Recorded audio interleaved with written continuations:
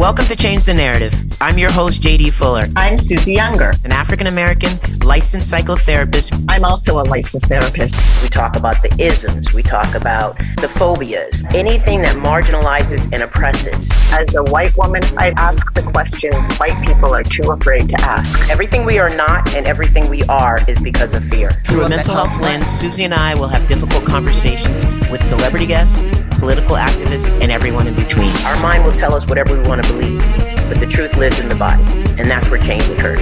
Are you ready to change the narrative?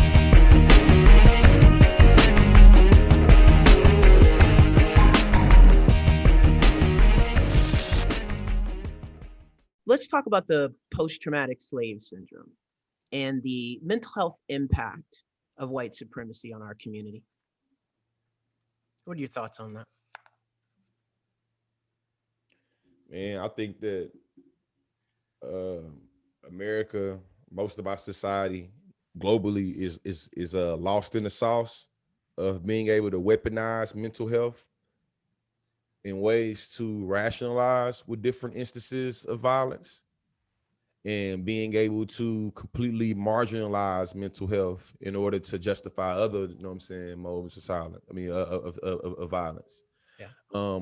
One of my high school classmates had his father murdered 3 days after the insurrection in Killeen. Oh. Patrick Warren Sr. Patrick Warren Sr., his death was caught on camera. Patrick Warren Sr. was having a mental health emergency. I saw that. His family called the Killeen, Texas mental health deputy, and they sent out the Killeen Police Department instead. There was no preservation of human life.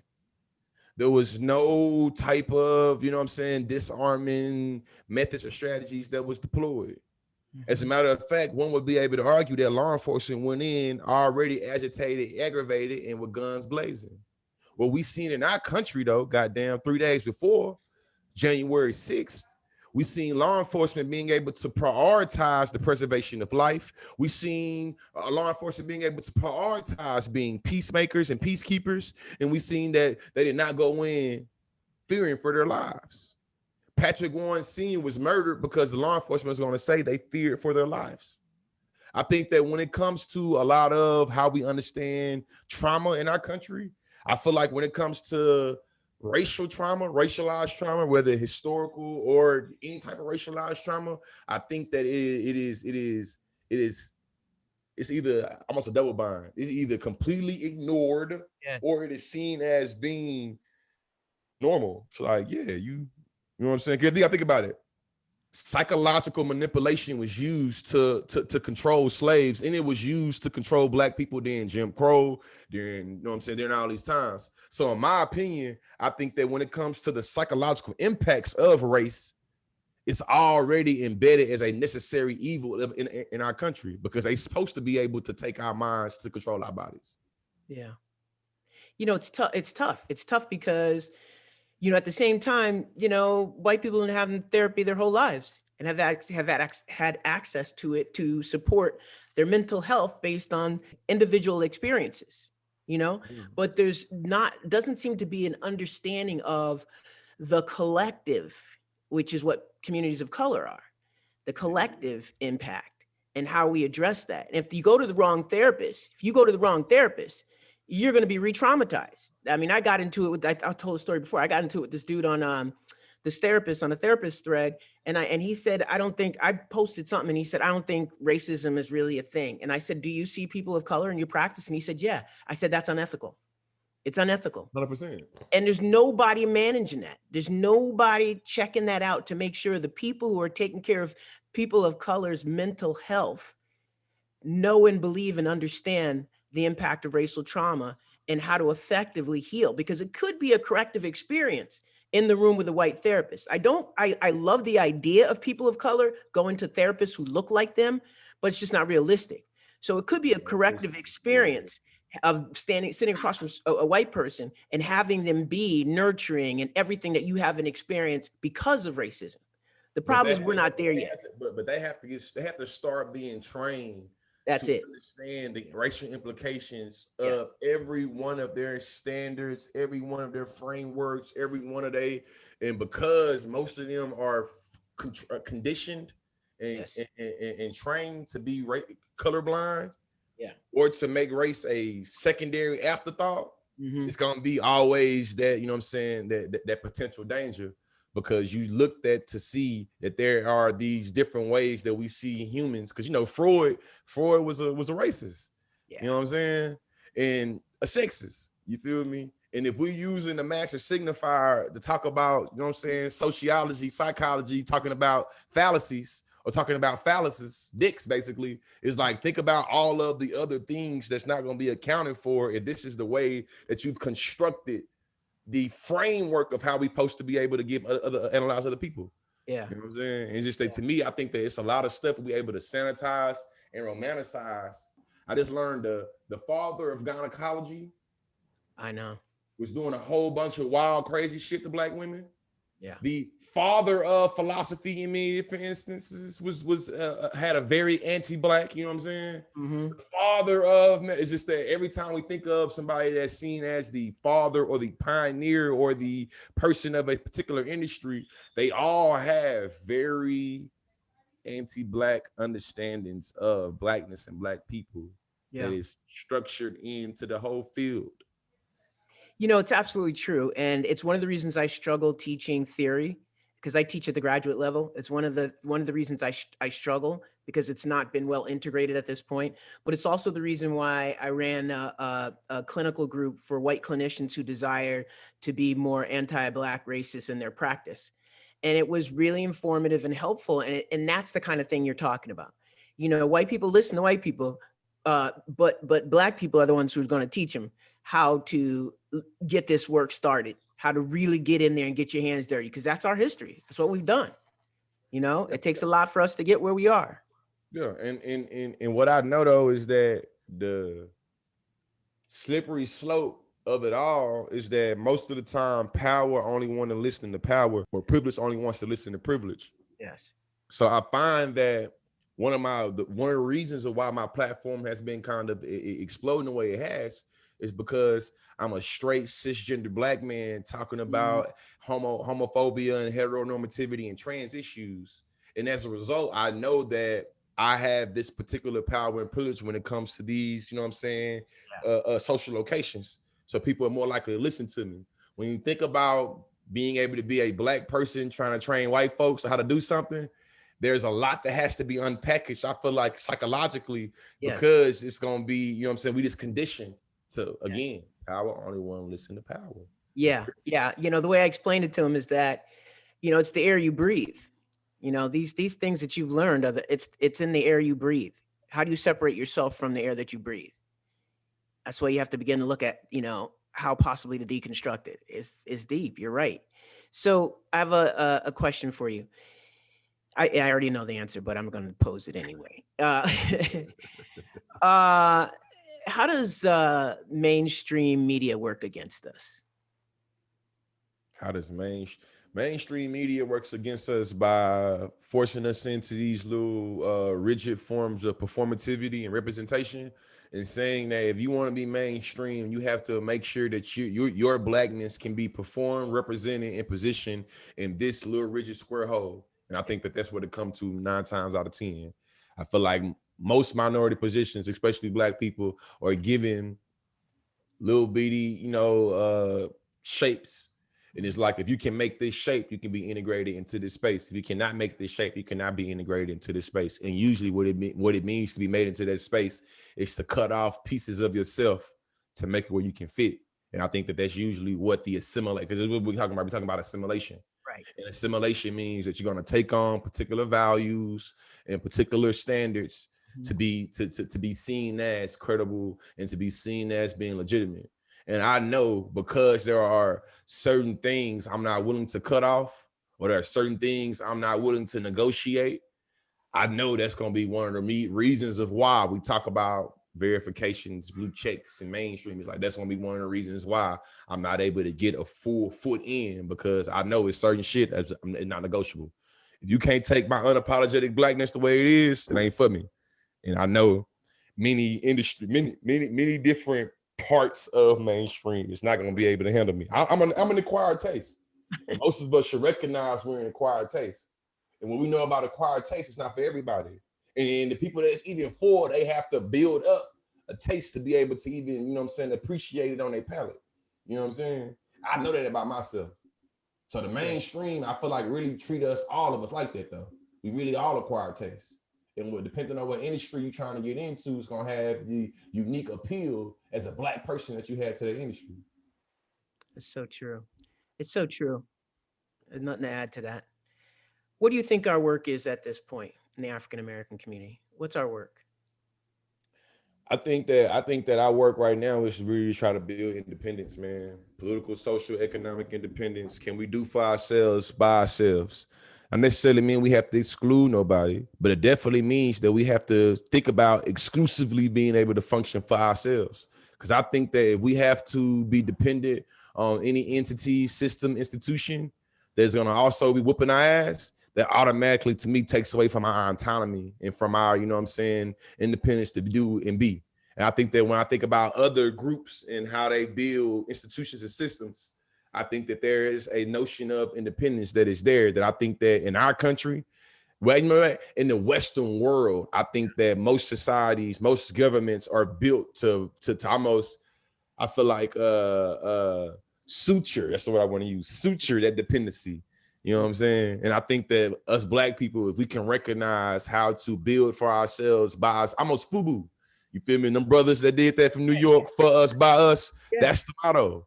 Can we build institutions for Black people that are ran by Black people, that are hopefully funded by Black people? It needs to be funded by Black people, for us, by us. Is that possible? And so what the next question I'd ask then is, historically, we know what's happened when we've done that. The oppressor comes in, takes it away, burns it up, or buys you out. Yeah. And then sells it back to you. Yeah. So, power is the ability to define the phenomenon and make it act in a desired manner. Most people don't have the power to understand the history of the phenomenon that you and I are talking about right now. So I think that most of us are conditioned to buy into capitalism that says that if me and you can build this great thing, we should value the value that's placed on this more than the ownership and more than the ability to be able to control it. Yes. So we'll have people that create, you feel me? I seen a few days ago that Puff Daddy is suing the company that he sold Sean John to. Because this company tried to use, I didn't know Puff Daddy sold Sean John. I didn't either. You feel me? Yeah. But you know what I'm saying? The power in, you know what I mean, blackness and Black culture means that you and I might take our ass to a mall and we might be feeling very proud and Black that day. Yeah. You know, we might say, I want to buy Black today. Our Black asses then picked up Sean John thinking that we support the Black business, not knowing his Black ass that I already sold the business. Right. And that's so true. Look, you got me all revved up here because the same thing with Black hair products. You start looking at who owns them. I couldn't believe how many weren't owned, were white owned. That's last year. That's when I got my epiphany. Last year is when I was on Twitter. Shout out to Black Twitter. Black Twitter is a great space for education. You know what I'm saying? Love it. Black Twitter just talking about, to me, the commodification of Blackness, or the fungibility of Blackness, or the commodification of Blackness. You know what I'm saying? Yeah. Oh yeah. It's to me. I think that the way we think about products, clothes, hair, can also be said, you know what I'm saying, about different, dances and different apps. Right. Like, hey, listen to all the music on TikTok. Yeah, but we know it's a lot to be said in how we're able to sell Black aesthetics, right? I'm also from Bryan, Texas too, and being from Bryan, Texas, outside of my homeboy that had his father murdered by the police that was for mental health. The woman that was on the caricature that was on Aunt Jemima. Yes. That Black woman. Yes. From my hometown. You know what I'm saying? From Bryan, you feel me? Yeah. If you go to her birthstone, say, you know what I'm saying, on the birthstone, Aunt Jemima, you know what I mean? But thinking about it, like shit, that company sold her likeness and her image Yes. 60, 70 years. You know what I'm saying? That's The crazy. woman got paid cents on the dollar to take the picture. She bought more into the symbolic, priceless nature of being able to use her image as a black woman, because you used to tell her y'all ugly. You know what I'm saying? Yes. So it's just like, you know what I mean? And so when you think about it, it's like shit, this company was able to capitalize for decades off the likeness of a black person. And me thinking about it as a child, I went there and I bought things like Aunt Jemima because I identified with the brand as a black person on the brand. Yes. That's Afro pessimism is about like that right there. Like that right there is making, like, that's black fungibility. Made that black body fungible to drive Yes. profits. Yes. That is so clear. That is so clear. All right. So Not even owned by black people. This whole time. Think about it. Think about I that from know. an emotional standpoint, emotional, spiritual standpoint. I We mean, would buy a product thinking yeah, that we're empowering ourselves, yes. and it's not empowering ourselves. And think about the gaslight nature is somebody might be listening to my voice right now thinking like, you guys are racist. So Oh, you that's don't the buy go-to. products because it's by black people. It's like, well, damn, you go into the store and you don't even think about who made the product because you know the person white, or you don't even think Exactly. about it because you don't think about it. Yes. We want to be able, and this what it means though to me about group economics is like, hey man, I can get made by money. I can get paid this many different ways. But if I gotta go outside of my community to spend that dollars, how much am I making it? How much is my community benefiting from it anyway? And I think that's what we gotta sit with. I make a whole bunch of money and I go buy up a whole bunch of Fendi, Gucci, and Prada. Shit, how much that's gonna circulate in my community? Exactly. How much you say? I think you heard me right. All right. So you are most definitely an ally to the LGBTQIA plus community. Damn right. You got called out and you responded humbly. Why? I get it's how I put it right here, man.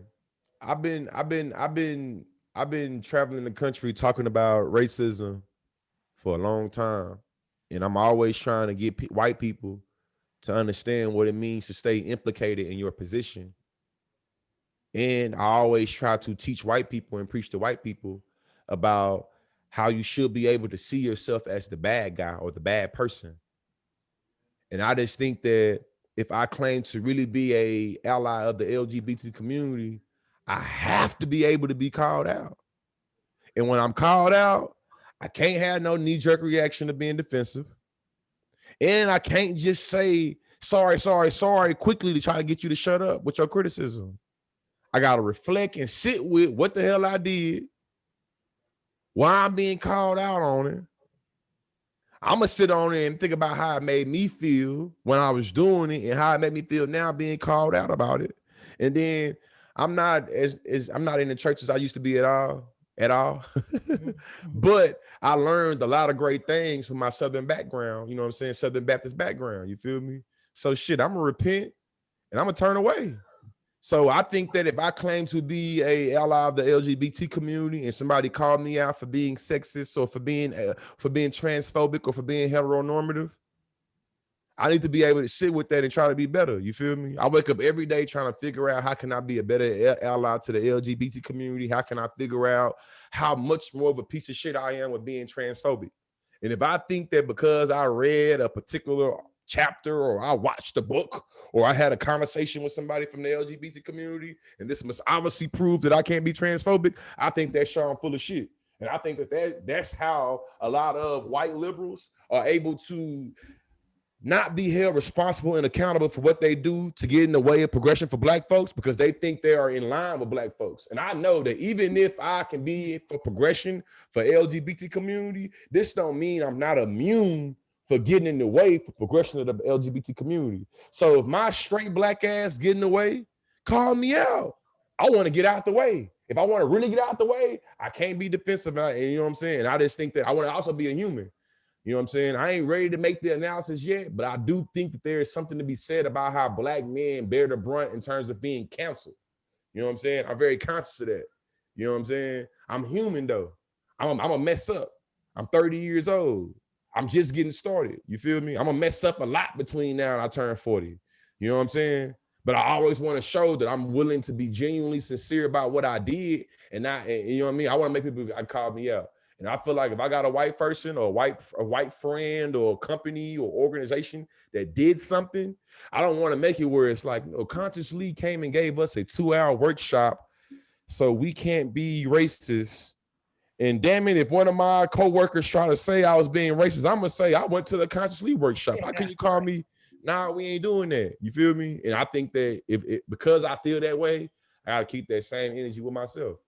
Yeah. I'm probably gonna get called out again. I make so much content. My personality is very kind of whatever. I try to be mindful of what I'm doing, but I'm not scared to mess up. I'm not scared to be called out. I'm not scared to be wrong. Well, that's a next level of consciousness. You know what I mean? Like it's been elevated. That's just the reality. Not everybody is that deep. Trust me. Yeah, I just don't. I'm cool with being wrong. Like, look. I'm going on 62, and I'm here to tell you, you are on. Yeah, I turned 30 in December. I ain't been 30 for 60 days yet, but I'm here. That's right. And you're on the track for something big. That's for real. I know that for sure. I have another question for you. Then I'm gonna let Susie get on in here. What does it mean to change the narrative? To me, what it means to change the narrative is what it means to change the narrative is to think about, because I'm an English teacher as well, right? Mm-hmm. And what I teach my students about author's purpose is thinking about 3 questions. Why should you care? What is the motive? Why should you care about what the author is writing? What is the motive behind what the author is writing? How is the author trying to make you feel?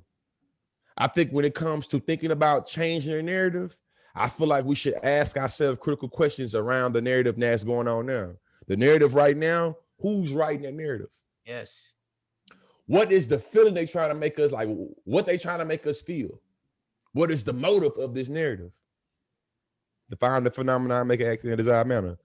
For me, what it means to control the narrative now in this instance is for me to be unapologetic in what I do and how I'm doing and how I structure or how I determine what I'm going to kind of be unwaveringly position on is me kind of figuring out and knowing what it is. So to me, if I prioritize Black independence and I know that how I appeal to white people can get in the way of Black independence, I'm going to control the narrative and make it where I'm always thinking about Black independence and I don't give a damn about how comfortable I make you feel. If I make you feel uncomfortable, but I'm still going towards Black independence, well, my narrative says this is deprioritized, secondary, and this is priority. You know what I'm saying? And I think that when it comes to Black History Month, think about the narrative.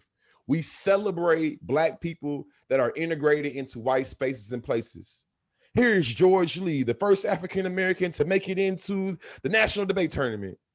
Here he is, you know what I'm saying? To me, I think that psychologically that does something to the narrative where we start to celebrate white supremacy, where it's like, can we find throughout history Black people that have made white folks feel comfortable? And when we find them, we're going to celebrate them. We're going to make historical archetypes out of them. You know what I'm saying? To me, controlling the narrative means that I now think about Black history outside of their appeal to white people. I think about not only the Malcolm X's, but I also think about the, you know what I'm saying, Fannie Lou Hammers. I think about the, you know what I'm saying, Marsha P. Johnson's. I think about Black liberation outside of being accepted by white people. And a lot of times I fear that Black progression is pushed into white acceptance or white integration. And I think that that's, to me, control of the narrative. It's like, are we going to celebrate Black people getting into white spaces? Or are we going to celebrate Black folks creating Black spaces? To me, it's a trade-off. If I celebrate Black folks going into white spaces, there creates a trade-off in devaluing the Black space that Black folks got to leave to get into the white space. And I think that's control of the narrative. You know, I shouldn't be happy to be around white folks like that. Not saying white folks is bad, but I should value my own people too. No, I feel you. But here's the problem with that. You know, you get into an age thing. You know, it's like, you know, I've been around this long, and when I see, you know, Black people being, you know, represented, You want to embrace that, but you're right. You have to keep the consciousness about where's the black space to celebrate, what black people are doing with black people and for black people. No, that's deep. Because think about it, white folks wasn't crying to be represented in our stuff Yeah. because they didn't care about it. And we recognize that. And that's the reason why we fought so hard to get into white spaces and places. This impacts Black independence. Think about it from an educational standpoint. If I want all of my kids in my neighborhood to go to the white school, what does this do to the Black school that's right down the corner, that's right around the corner? This drops enrollment, this drops funding, this drops resources. There's an automatic trade-off. There is no way that we can have a kumbaya racial utopia. You feel me? It's just being straightforward and being real. Ain't no, I can have my cake and eat it too. This is what the instance is right here. If you want to celebrate making it and being represented by white people, trade off. That's it. That's it. At what cost? That should be the question. That's the bottom line. At what cost do you value representation? Yeah. Well, that's what we have to ask ourselves. And representation for who and by who? Yeah. And that's what we start getting into hey, man, this is the reason why we did it, because we've all been conditioned to prioritize representation. You feel me? I'll never forget this right here. It was a group of very intelligent, courageous Black women at the University of Oklahoma. They made a group called Unheard. Me and my colleague Rashid, two Black men, had to sit with these Black women, being able to garner a lot more, you know what I'm saying, steam than we were able to, and we felt like we were more radical, and we was around long because they was younger than us too. You feel me? And though I think that we was being on like some hyper masculine bullshit where we was hating on the sisters, I do think that I was able to come with a good criticism though, just in general outside of them. You feel me? They was called Unheard. I have a dream, the most heard speech of all time. Most Black people, we believe that if we can be heard equals value. And most of the time being heard literally equates to representation. Correlation is not causation, right? We always say it in debate.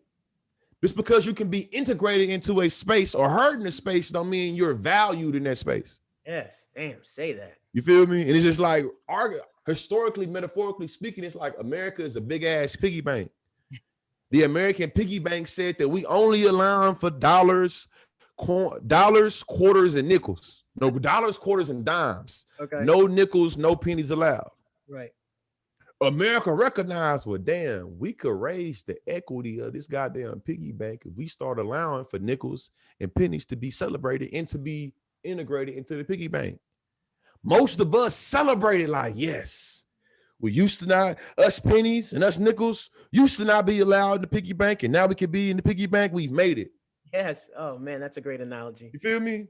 We gonna gloss over and ignore it, motherfucker. You still a penny compared to 20. That's great. great. 1 cent compared to 25 cents. You still 5 cents compared to 10 cents.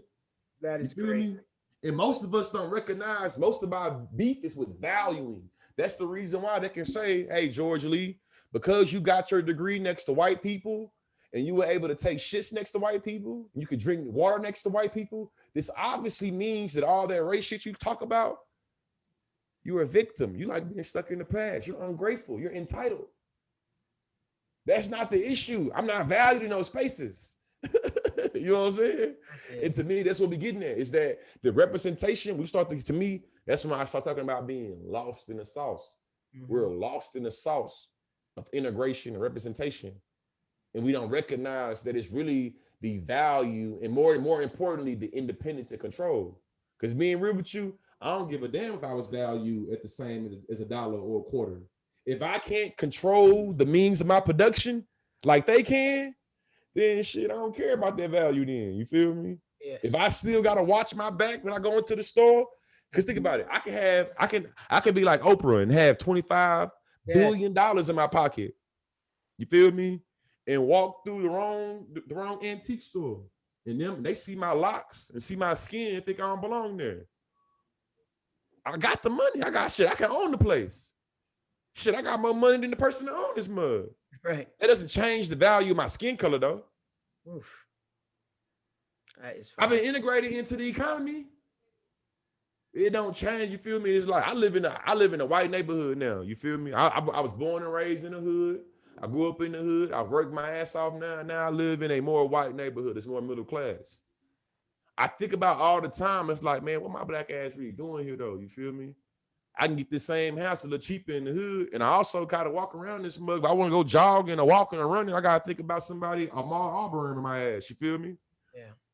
At a certain time of the night, I might, you know what I'm saying? Thinking about Dr. Henry Louis Gates. You feel me? It's just like, man, it's get real out here. I can work my ass off. I can be the biggest hustler. I can be the most educated, and it don't change my skin color. Change it. To me, the narrative should be about that. We think that I can be a bootstrapper. You feel me? I can work my ass off and get to be at the Harvard University, and I won't be called. The laws won't be called on breaking into my own home. To me, that's capitalism. Make it be like, hey, well, with J.D. Fuller, you made it out of your community.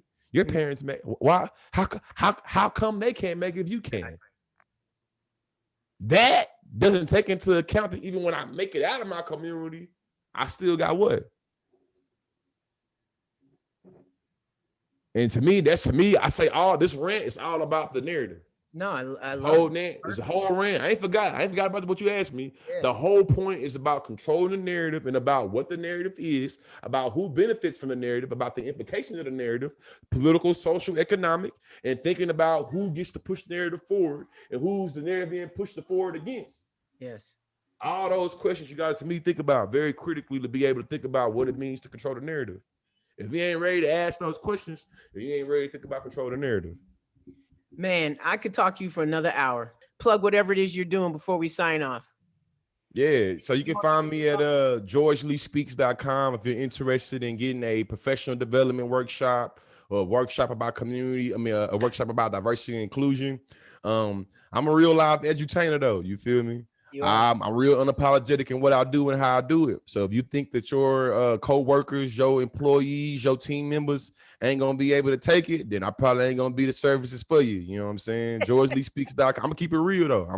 If your team can embrace the education of discomfort and getting into emotional intelligence or civility in the workplace or the unconscious conscious of racism or systems of power, then holler at me. I also have my own podcast, The Chop Up Show, with two of my debate colleagues, all of us pretty much best friends at this point. All of us debated in college.